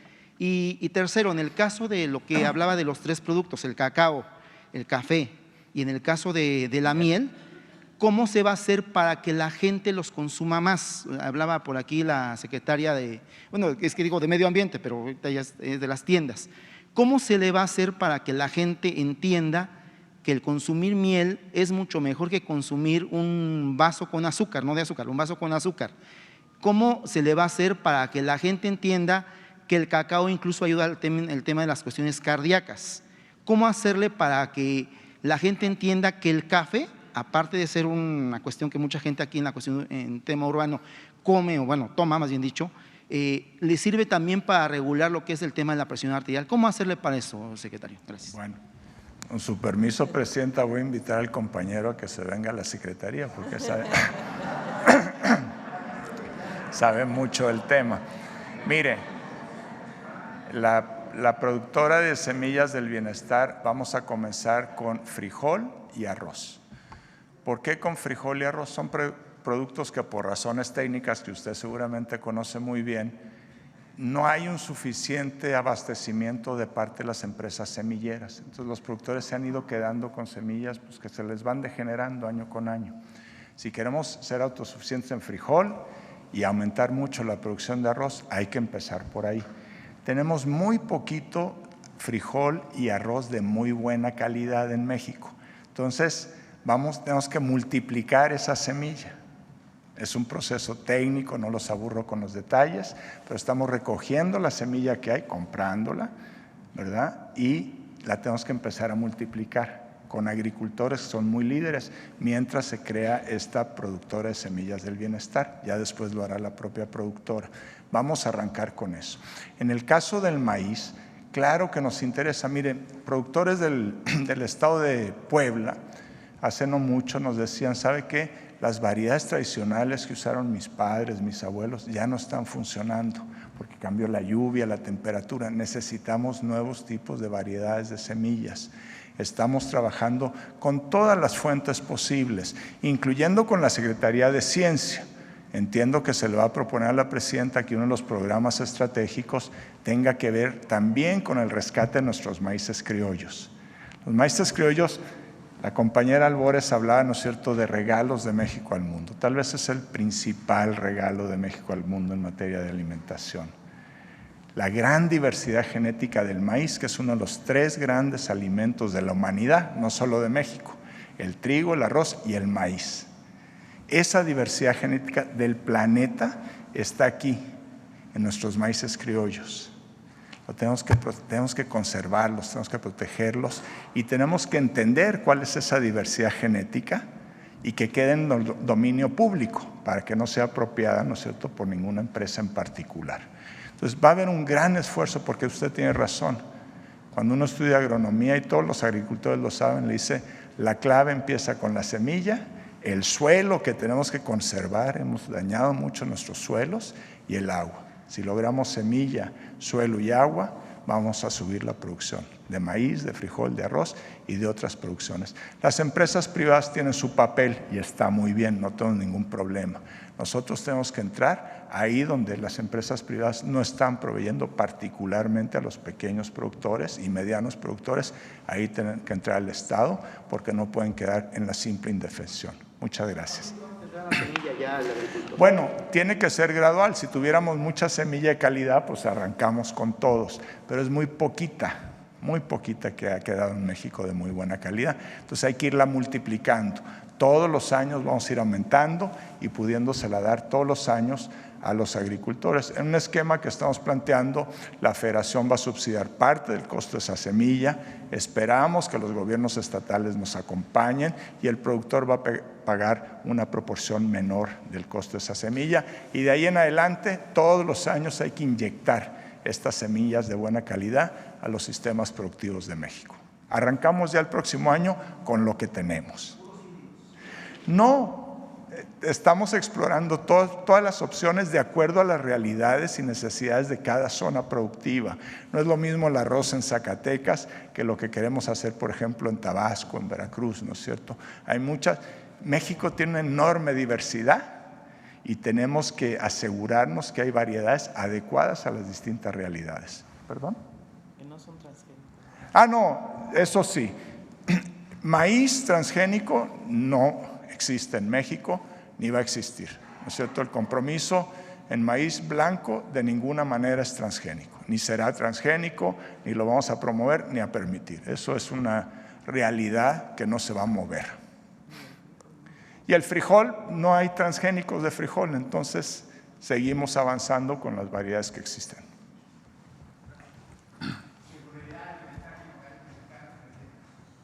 A ver, sobre el tema. Gracias, Presidenta. Es la primera vez que me dan la palabra. Lo hizo cuando fue jefa de gobierno de la Ciudad de México y bienvenida, por supuesto, a que lleve usted las riendas de este país y lo está haciendo muy bien. Según un reporte del Instituto Nacional de Salud Pública, dice lo siguiente. Actualmente, 59,1% de los hogares mexicanos no tienen los recursos suficientes para obtener una alimentación suficiente en cantidad y calidad. La inseguridad alimentaria tiene grandes costos humanos, sociales y económicos, pues se asocia a pérdida de productividad, menor aprovechamiento del potencial humano y síntomas de exclusión social. Presidenta, 6 de cada 10 hogares mexicanos. ¿Cuál es la fuente, dices? El Instituto Nacional de Salud Pública. 6 de cada 10 hogares mexicanos tienen inseguridad alimentaria. La pobreza y la falta de empleo son causas estructurales de inseguridad alimentaria. La inseguridad alimentaria disminuye el potencial humano y crea síntomas de exclusión social. Se lo digo, Presidenta, porque la administración pasada con el ahora expresidente Andrés Manuel López Obrador, pues tuve la oportunidad de viajar y visitar a la comunidad de Raramuris. Los rarámuris, como usted lo sabe y lo sabe bien, pues además de padecer explotación laboral en los campos de Sinaloa, por supuesto de la Baja California y la Baja California Sur, Sonora, también enfrentan grandes problemas de desnutrición, grandes problemas de alcoholismo, padecen enfermedades hepáticas, consecuencia de la ingesta de alcohol. ¿Cómo será la estructura o la brecha para disminuir esa desigualdad alimentaria, aunque en México también se desperdicia el 40% de los alimentos que se tiran en diferentes áreas, sobre todo en centrales de abastos? Es la primera pregunta. Bueno, primero hay que poner en contexto, porque una disminución de la pobreza reconocida por el Banco Mundial de 9 millones de mexicanos y mexicanas, tanto en ingreso como en otras variables. Eso por un lado. Entonces, ¿qué es lo que estamos planteando? Primero, fortalecer la soberanía alimentaria y también la autosuficiencia de ciertos productos, que no es lo mismo, particularmente frijol, arroz, otras verduras y por supuesto maíz blanco. Ese es un tema. Para ello pues hay que apoyar al pequeño, al mediano productor, porque el gran productor pues tiene sus propias condiciones y no es necesario apoyarlo. Tienen sus propios mercados, muchos de ellos son de exportación y va a seguir existiendo eso. Lo que queremos es fortalecer el apoyo al pequeño y al mediano y, como bien ha señalado el secretario de Agricultura, fortalecer las capacidades para producir semillas y fomentar la producción agroecológica, además de los fertilizantes que se están dando a través de fertilizantes para el bienestar. Ahora, por otro lado, lo que queremos es fortalecer la buena alimentación, la alimentación saludable, que es motivo de lo que ayer expresó Mario Delgado, secretario de Educación, de prohibir los alimentos chatarra y de hacer una campaña muy fuerte de educación. No es que se vayan a evitar que se vendan, pero que las mexicanas y los mexicanos, independientemente del nivel socioeconómico que tengamos, sepamos lo que significa ingerir tanta azúcar, sepamos lo que significa ingerir tanto alimento procesado y que regresemos a la alimentación saludable, que al mismo tiempo fortalece a nuestros campesinos y campesinas y a la producción agropecuaria nacional. Ahora, hay comunidades, como bien dices, la rarámuri, muchos de ellos son jornaleros y jornaleras agrícolas y ese es un sector que queremos atender. Son hombres y mujeres del campo que migran a otros lugares de México a producir, muchas veces a parcelas de grandes productores o a hectáreas de grandes productores, otras veces a medianos y otras veces también a pequeños, inclusive se contratan jornales. Vamos a empezar por aquellos que se contratan a los grandes productores, porque tienen que tener todos sus derechos sociales. El que trabajes en el campo no quiere decir que no tengas seguridad social, no quiere decir que no tengas acceso a la educación, no quiere decir que no tengas acceso a una guardería si son niños pequeñitos, sobre todo en lugares en donde se utilizan productos agroquímicos que pueden hacer daño a la salud, sobre todo a los más pequeños. Entonces está trabajando todo el gabinete para una propuesta particular para las y los jornaleros agrícolas, que es donde se concentra además una parte de la pobreza extrema todavía en México y particularmente en las comunidades indígenas. Y una de ellas es fortalecer la producción de sus propias parcelas, que no tengan que emigrar y que puedan vivir a partir de la propia producción. Ese es uno de los grandes objetivos de Sembrando Vida, que te quedes en tu parcela cultivando y al mismo tiempo reforestar y recuperar la biodiversidad de México. El tema de los rarámuris, que dice usted que va a hacer un enfoque especial para la atención, si pudieran ahí tomar mi opinión en el tema de que los rarámuris también sufren un grave problema, además de la alimentación y la falta de atención, pareciera que no fuesen mexicanos. tiene un grave problema que lo recluta el narco, lo reclutan obviamente gente para pues, utilizarlos, el término no me gusta, ni lo voy a mencionar, para que puedan transportar drogas y además los hacen después consumidores y eso es obviamente un mercado importante para ese grupo. Sí, se avanzó con el presidente, hay que decirlo, Sí, López claro. Obrador, pero todavía hay que seguir trabajando. Tienen la característica de que viven en comunidades muy aisladas, son Apartadas, muchísimas aisladas. comunidades. Entonces, tanto caminos como otras acciones de bienestar que son indispensables desarrollar. El solo hecho de que los programas de bienestar hayan llegado a las comunidades rarámuris es importantísimo. Las y los adultos mayores tienen su apoyo, las y los niños, la mayoría de ellos tienen apoyos para ir a la escuela, porque en el caso de comunidades indígenas es universal la beca para niños y niñas, y ahora la vamos a fortalecer. Entonces sí vamos a trabajar ahí y en otros lugares. Perdón por no presentarme, soy Marco Antonio Olvera del periódico digital Hidalgo News y del canal México News World. Una segunda pregunta, Presidenta, si me lo permite. Prácticamente usted está llegando al mes de haber llegado al poder. Todavía me falta una semana. Pero prácticamente lleva 3 semanas, está una semana de trabajar como Presidenta de la República. ¿Cómo se siente con esta asignación, con esa decisión que tomó el país? Más de 60 millones de mexicanos que le dieron su voto, su confianza. ¿Cómo se siente usted con esa designación? Ahora está sufriendo un embate del Poder Judicial encabezado por el cártel de la toga, por supuesto desde la Suprema Corte de Justicia de la Nación. ¿Cómo se siente? Porque usted también vivió cuando Andrés Manuel López Obrador quiso ser desaforado por Fox cuando abrió un simple camino para la entrada a un hospital. ¿Cómo se siente en estas 3 semanas de estar al frente del Poder de México? El pueblo de México nos eligió para servir al pueblo. Y durante 6 años, pasando por la revocación de mandato, es nuestra tarea fundamental, servir al pueblo.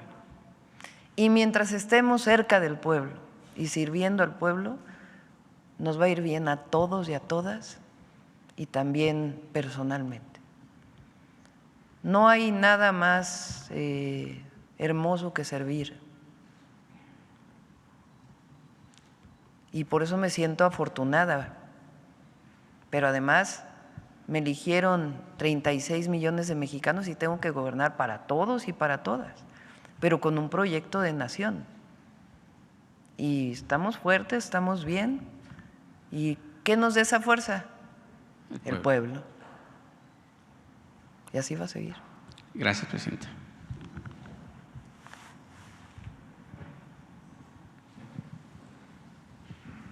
Buenos días a todas y todos. Carlos Navarro de Heraldo Media Group. Doctora, con este plan en la búsqueda de la soberanía alimentaria, ¿en cuánto tiempo estiman que los mexicanos puedan palpar estos resultados de este plan en búsqueda de la soberanía alimentaria, doctora? Gracias. La soberanía alimentaria es un proceso que no termina nunca. Si cada día cuidamos más nuestros suelos, somos más soberanos. Si cada día tenemos más ciencia y tecnología para producir buenos alimentos saludables, somos más soberanos. Lo que queremos, ¿no es cierto?, es que a lo largo de este sexenio, lo que ya dije, las personas que viven y trabajan en el campo, que nos dan de comer, vivan mejor. ¿Cuándo se empieza a sentir eso? Ya se está sintiendo con el gobierno del presidente Andrés Manuel López Obrador y todos los días seguiremos avanzando. El agua, pues ya estamos arrancando, ya estamos trabajando con los distritos de Río con agua para preparar este enorme programa de tecnificación. Eso arranca el próximo año, de cientos de miles de hectáreas que vamos a tecnificar. Eso es soberanía alimentaria. Ya vamos a cuidar más los bosques, vamos a bajar la deforestación causada por cultivos, incluso algunos de exportación y por la ganadería. Todo eso es soberanía alimentaria. No es que hoy hay y mañana, hoy no hay y mañana sí hay. Es un proceso que todos los días vamos a avanzar en todos los programas que he dicho. Y cada avance de esos programas es un poco más de soberanía alimentaria. ¿Y autosuficiencia? Pues en maíz ya lo somos Y ahí lo importante es cuidar esa posición. Maíz blanco no transgénico, ser autosuficientes. En frijol, yo creo que por ahí, por el año cuarto del gobierno, vamos a estar ya cerquita de alcanzarla, cruzando los dedos, ¿no es cierto?, para que el clima nos acompañe, que llueva bien. Ese es un gran enemigo, ¿no es cierto?, de esta meta, pero si la agricultura sigue teniendo agua, yo creo que hacia el cuarto año ya vamos a estar cerca de eso, y para el sexto año vamos a producir estas 300,000 toneladas que nos están faltando. Es lograble si nos acompaña el clima. Gracias. Presidenta, preguntarle, hoy en el Heraldo de México se publica una encuesta donde el 75% de los encuestados avala la estrategia de seguridad que plantearon el pasado 8 de octubre en medio de un contexto complejo para algunos estados como Chiapas o Sinaloa. ¿Qué opinión le merece este respaldo? Primero, siempre agradecer el respaldo y la confianza de las mexicanas y los mexicanos. Vamos a dar resultados en seguridad. No es de la noche a la mañana, pero estoy convencida de que la estrategia es correcta y la voy a repetir. Atención a las causas no se nos puede nunca olvidar. Criticaron mucho al presidente López Obrador, pero en la medida que un joven no tenga que acercarse a una banda delictiva, yo decía en la campaña a la Ciudad de México, un estudiante más es un delincuente menos, un artista más es un delincuente menos, un deportista más es un delincuente menos. En la medida que atendamos todavía más a las y a los jóvenes, a las y los niños, en esa medida va a disminuir, porque no se acercan a ser base social de ningún grupo delincuencial ni ser parte de algo que durante años se vio todavía en series de televisión, como si fuera una opción de vida. No, la delincuencia es una opción de muerte, y más la delincuencia organizada. Nosotros lo que tenemos que ofrecer son opciones de vida para las y los jóvenes, de vida feliz, que sea parte de su bienestar hacia el futuro. Entonces, la atención a las causas es un elemento central. El segundo es la consolidación de la Guardia Nacional como una fuerza fundamental nacional de cercanía de la ciudadanía y al mismo tiempo de vigilancia, y una fuerza preventiva, y también, como dice la Constitución, una parte de inteligencia e investigación. La tercera es inteligencia e investigación. Esto es fundamental. ¿Cómo hay la detención de un delincuente? Pues a través de una carpeta de investigación de una fiscalía. ¿Y quién otorga un orden de aprehensión? Un juez o una jueza. Para hacer una carpeta de investigación tiene que tener pruebas. Estamos hablando no de detenciones en flagrancia en el momento que se comete el delito, sino una vez que se conoce quién genera la violencia, cómo puede hacerse en el marco de los derechos humanos y del Estado de Derecho la detención de un delincuente. Si no se fortalece la inteligencia y la investigación, esta parte va a quedar todavía disminuida, que al final nos lleva a disminuir la impunidad. Y la cuarta es la coordinación. Aprovecho para decir, estuvo en la mañana la gobernadora de Guanajuato. El compromiso es bajar la delincuencia en Guanajuato. Vamos a bajar los índices delictivos en Guanajuato, y de las dos maneras, y está de acuerdo la gobernadora. Atender las causas, no puede ser que Guanajuato sea el número 1 de adicciones, el número 1 de salario medio, el menor salario medio. Atender a las causas y al mismo tiempo el trabajo conjunto para abatir los índices delictivos, homicidios, robos, extorsión. Viene, por cierto, la modificación a la Constitución para que la extorsión sea delito grave. Entonces, es una estrategia que va a dar resultados poco a poco, y consolidar nuestro gabinete y la coordinación con las fiscalías también, y un poder judicial pues que no esté dando amparos al por mayor para que salgan los delincuentes. O sea, porque este fenómeno de la llamada puerta giratoria, en donde se detiene un delincuente y sale a los pocos días, también tiene que ver con el Poder Judicial. El Poder Judicial también tiene una responsabilidad en la pacificación del país. No solo es el Ejecutivo, también es la Fiscalía, que es parte del Ejecutivo, aunque con autonomía, y el Poder Judicial, que tiene que ser parte del proceso de pacificación, y por eso la reforma al Poder Judicial va a ayudar mucho, porque al final es la corrupción también lo que ha permitido este fenómeno de la puerta giratoria. Entonces, decirle a la gente que vamos a trabajar, que no es el regreso de la guerra contra el narco, no queremos eso, pero sí una estrategia que tenga atención a las causas y disminuir la impunidad. Gracias. También preguntarle… ¿En Guanajuato se va a reforzar la seguridad en algunas ciudades? ¿Va a haber más? Se está trabajando en particular en Celaya, en León, pero no solamente, porque a veces te concentras en unos municipios y puede irse la delincuencia a otros. Entonces, en este momento, desde que llegamos, en Celaya ya venía desde antes y en León se entró con un programa de atención a las causas muy importante, desde la administración anterior. Y ahora estamos fortaleciendo el trabajo, particularmente en estos dos municipios, pero no solo, es un trabajo integral para todo el Estado. Presidenta. Sí, el fiscal se va, ya lo dijo la gobernadora, va a presentar su renuncia, es lo que ella planteó, no lo dijo solo aquí, sino ya lo había manifestado públicamente, y qué bueno, porque requiere también sanearse la Fiscalía. Preguntarle, Presidenta, de acuerdo con datos del INEGI, para ser precisos, del indicador de actividad económica, señalan que hubo una contracción tanto en septiembre como en agosto en la economía, principalmente las actividades secundarias, si les han entregado algún reporte y de qué forma revertir esta tendencia de la economía. Hay una disminución particularmente en sector primario y tiene que ver con la sequía principalmente de los últimos 2 años. El próximo año va a ser mejor por las lluvias y además lo que queremos, el presidente amplió, López Obrador, los distritos de riego y eso va a ayudar mucho. Y todo este programa que estamos planteando nos va a ayudar a que el sector primario no caiga el PIB ni la producción. Ya por último, ¿tiene contemplado reunirse hoy con senadores, doctora?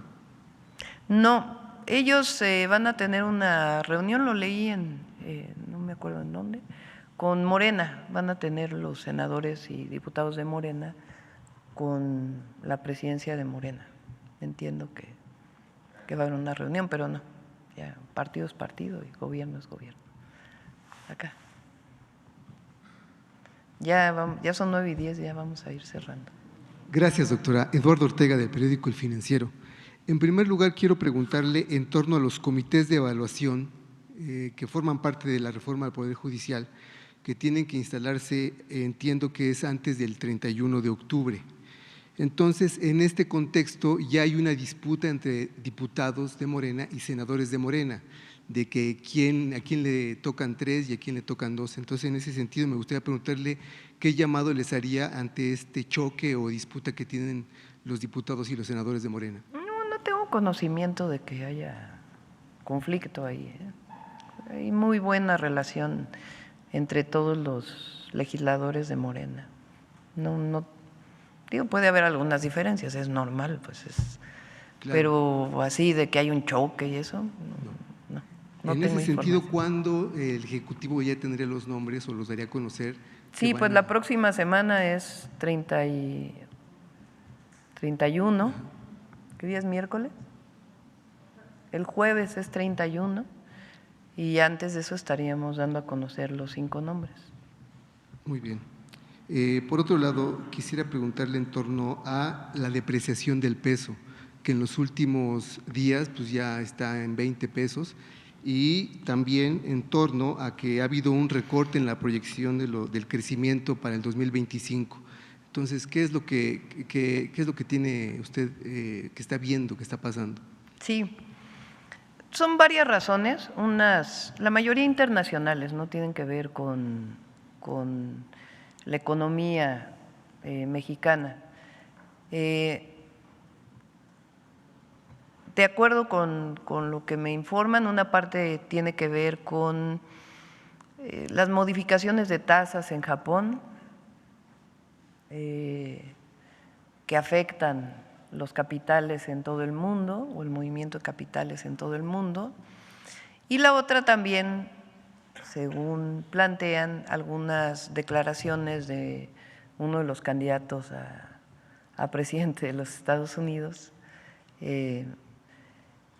Yo creo que son declaraciones en la campaña. El tratado no está en riesgo.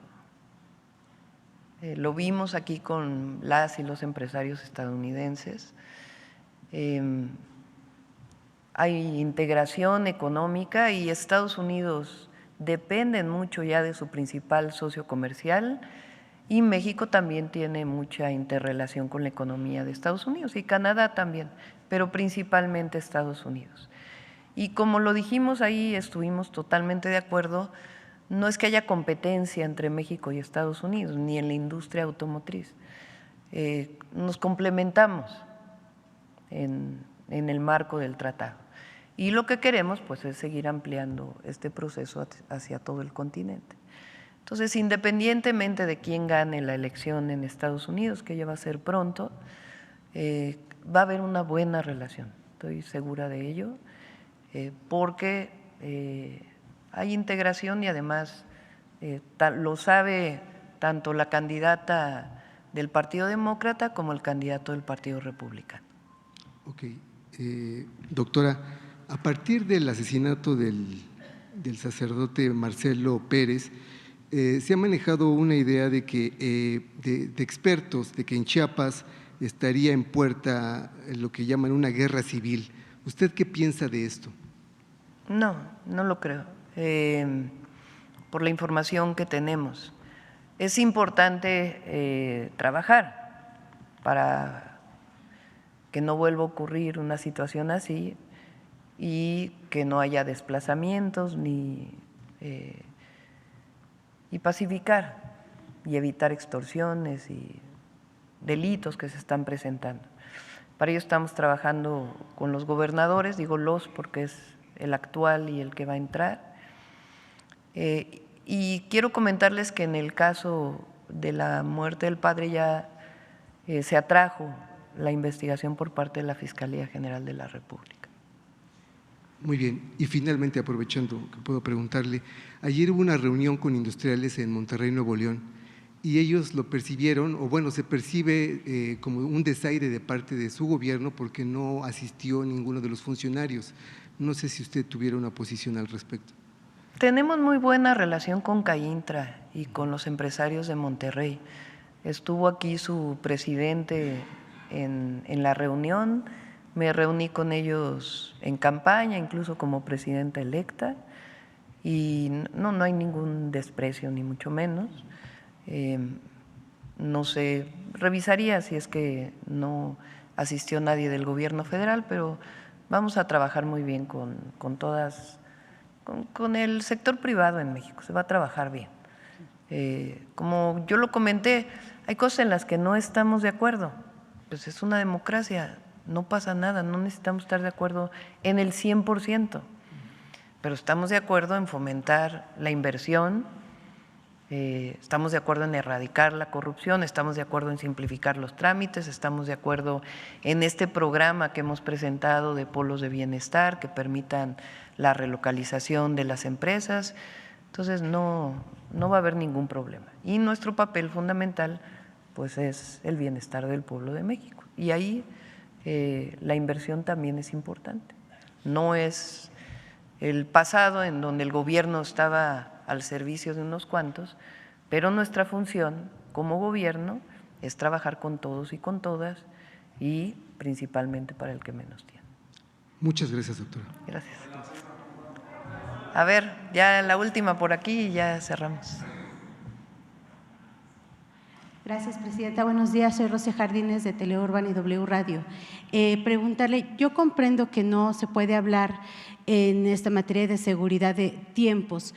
Sin embargo, me imagino que ante este proyecto de estrategia de seguridad sí se plantearon porcentajes, si pudiera compartirnos cuáles son los porcentajes, a lo mejor de forma anual o a los 6 años, para poder ver esta disminución de los delitos. Eso en primer lugar, y también preguntarle, la situación en Sinaloa pues parece ser que se está pues todavía creciendo más la inseguridad, incluso hay pues encuestas, la encuesta nacional de seguridad pública y urbana indica en el tercer trimestre que aumentó para la población la percepción de inseguridad en distintas partes de Sinaloa y otros estados, y también particularmente en el estado de Sinaloa, más allá de lo que ya nos ha comentado, que va a mantener esta actuación de los 4 ejes, saber cómo se va a apoyar también a los comerciantes.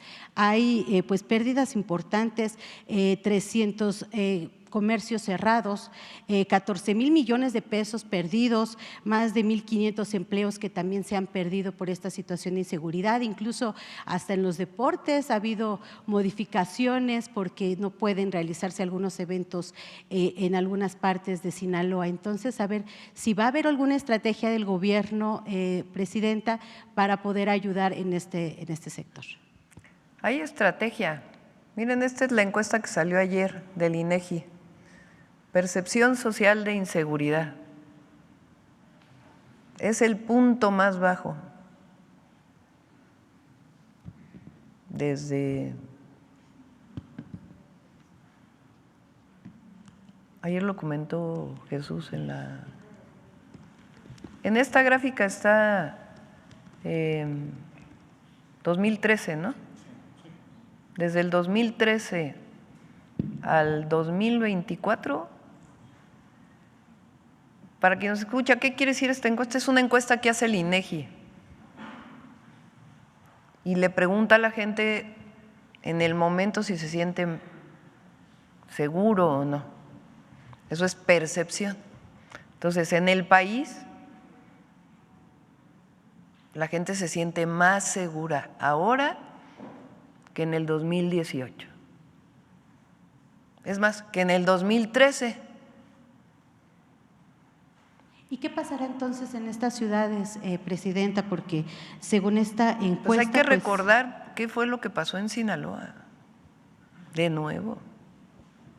¿Y por qué se da o sea, todavía no hay la explicación de parte de Estados Unidos? Y vamos a seguir insistiendo en ello. ¿Les va a dar algún tiempo a Estados Unidos, presidenta? No, pues para que depende respondan? de ellos. Pero eso no quiere decir que nosotros quitemos el dedo del renglón. ¿Cómo fue que se dio esta detención? Porque ¿Será básico para la relación? hay coordinación y va a seguir habiendo coordinación, pero tiene que haber coordinación, tal cual. Y en el caso de Sinaloa, por supuesto que vamos a proteger a la población, por supuesto. Pero Sinaloa pues es un caso especial por lo que ocurrió hace 2 meses ya prácticamente. Y en los otros casos va a disminuir los índices delictivos, va a funcionar la estrategia. También vamos a trabajar ahí. Ahí se siente 91% insegura la población. Sí, hay zonas en el país donde ha crecido, pero en la mayoría del país han disminuido. Eso no quiere decir que… O sea, todavía 58% se siente inseguro en todo el país. Y tenemos una estrategia territorializada y estamos trabajando con los gobiernos de los estados y va a dar resultados la estrategia. Vamos a cerrar. Este llamado a Estados Unidos, presidenta, si me permite, va a ser importante para la relación, digo, para poder aclarar. ¿Va a ser importante el que respondan? ¿Va a ser importante para la relación que tienen ambos gobiernos? El secretario de Relaciones Exteriores, recuerden lo que comenté, la relación ahora con el embajador es a través de la Secretaría de Relaciones Exteriores y se han estado reuniendo con grupos, en particular sobre varios temas que interesan a la relación bilateral y al tratado, y vamos a seguir reuniéndonos. Pero esta respuesta no afectará en nada, si responden o no sobre el mayo, no. Es importante al pueblo de México y a su pueblo. Muy bien, Presidenta, nada más si me permite rápido 2 temas. ¿Qué le respondería a esta situación que pasó en Harvard? Hace un momento usted lo había comentado, pero ¿qué les respondería ante estas risas que hubo cuando el ministro Ortiz Mena… que nadie se burla de los mexicanos y las mexicanas. El pueblo de México tomó una decisión y la elección de jueces, juezas. A mí me toca defender a mi pueblo y a mi país y a mi patria. Y a todos los mexicanos también. Entonces, será muy reconocida la escuela de Harvard, pero sería bueno que la escuela de Harvard hiciera una investigación sobre la corrupción en el Poder Judicial mexicano. Y cómo en México se toma una decisión que existe en Estados Unidos. O sea, en Estados Unidos jueces se eligen, es más, hay estados de la República en Estados Unidos que los jueces se eligen por partido político. La burla fue en la cuestión de los requisitos que se está poniendo. Vamos a dar ejemplo al mundo con la reforma al Poder Judicial, estoy segura.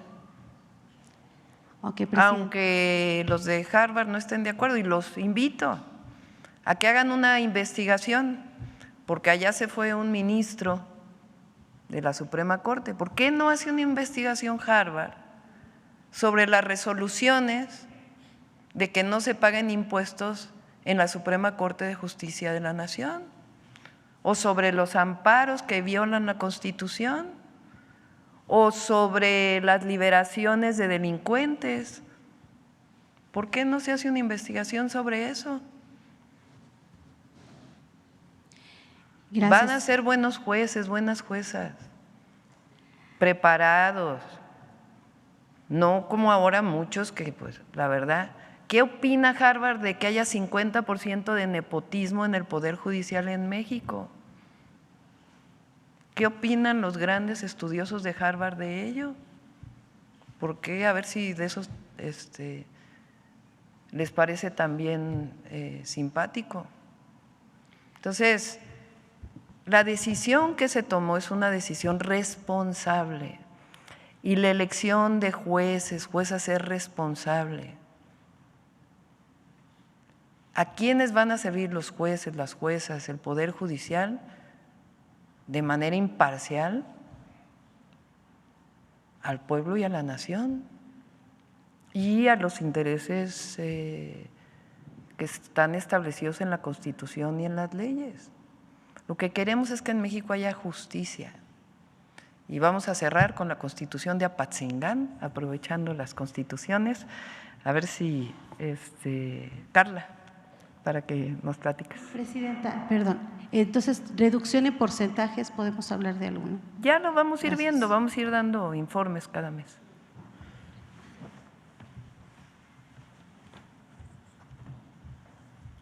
Buenos días, con su permiso, Presidenta. Tengo el honor de presentar una nueva cápsula de humanismo mexicano que está dedicada a los principios éticos que se construyen a través de nuestra experiencia histórica y que en la Cuarta Transformación se recogen como guía para la acción política. El día de hoy hablaremos de la Constitución de Apatzingán con motivo de la conmemoración del 210 aniversario de su promulgación que ocurrió un 22 de octubre de 1814. La Constitución de Apatzingán presentó un ambicioso proyecto de país, fincado en los principios políticos más revolucionarios de la época. Entre otros, planteó la soberanía popular, la igualdad, las libertades individuales y la felicidad como fin último de las leyes. Se trata de uno de los precedentes de nuestra historia constitucional y fue elaborado al calor de la lucha independentista. La Constitución de Apatzingán recogió los preceptos de los sentimientos de la nación que, entre otros anhelos, buscó moderar la riqueza y la opulencia, es decir, primero los pobres. Por otra parte, planteaba que el pueblo puede modificar en todo momento su forma de gobierno. En otras palabras, el pueblo pone y el pueblo quita. Y sin más, para conocer sobre esta importante conmemoración histórica, les invitamos a observar la siguiente cápsula.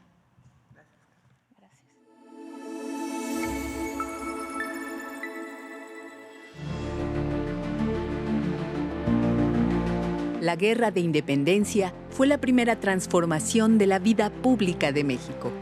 Construir una nación libre, independiente y soberana, sin esclavitud, castas ni tributos, donde todos fueran iguales ante la ley.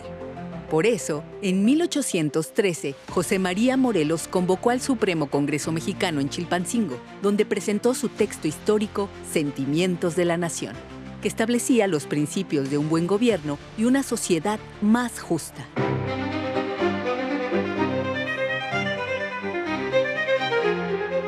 El Congreso después se trasladó a Apatzingán, donde continuó sus sesiones, hasta promulgar el Decreto Constitucional para la Libertad de la América Mexicana del 22 de octubre de 1814. El texto se inspiraba en el ideario de Hidalgo y de Morelos y retomaba los principios libertarios de la Revolución Francesa y la independencia de Estados Unidos. Establecía como principio básico la soberanía al pueblo para que determinara la forma de gobierno y las leyes. El decreto expresa por primera vez en nuestra historia que el pueblo tiene derecho a la felicidad. Artículo 24. La felicidad del pueblo y de cada uno de los ciudadanos consiste en el goce de la igualdad, seguridad, propiedad y libertad. También garantizaba el derecho a la rebelión cuando las autoridades actuaran contra el pueblo. Artículo 4. Los ciudadanos unidos voluntariamente en sociedad tienen derecho incontestable a establecer el gobierno que más les convenga, alterarlo, modificarlo y abolirlo totalmente cuando su felicidad lo requiera. Y establecía que los funcionarios públicos no podían obtener ventajas indebidas de su cargo. Artículo 25. Ningún ciudadano podrá obtener más ventajas que las que haya merecido por servicios hechos al Estado. Artículo 26.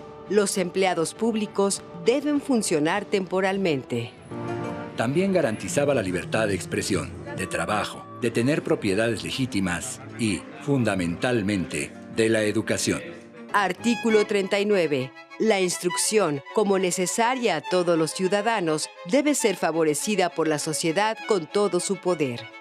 En consecuencia, la libertad de hablar, de discurrir y de manifestar sus opiniones por medio de la imprenta no deberá prohibirse a ningún ciudadano.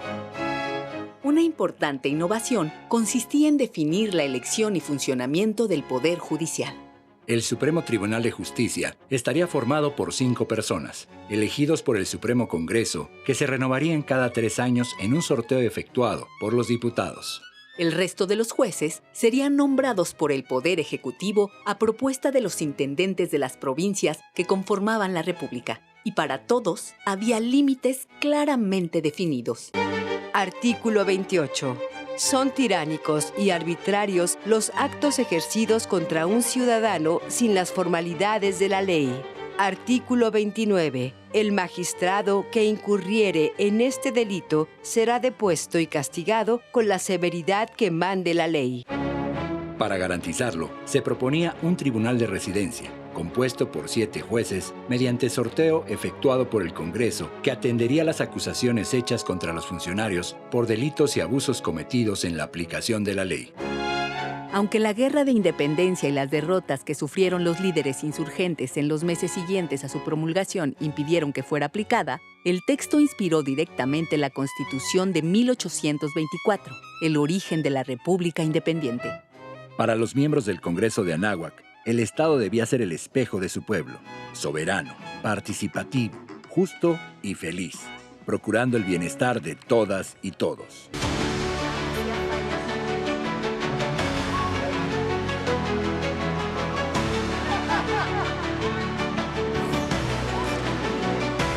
Ese ideal humanista ha sido ejemplo para las transformaciones y leyes hechas por el pueblo mexicano desde entonces.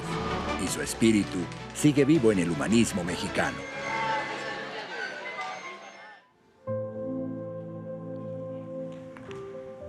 Para que vean que había ya insaculación desde la Constitución de Apatzingán. Bueno, muchas gracias a todos y a todas. Nos vemos mañana. Gracias.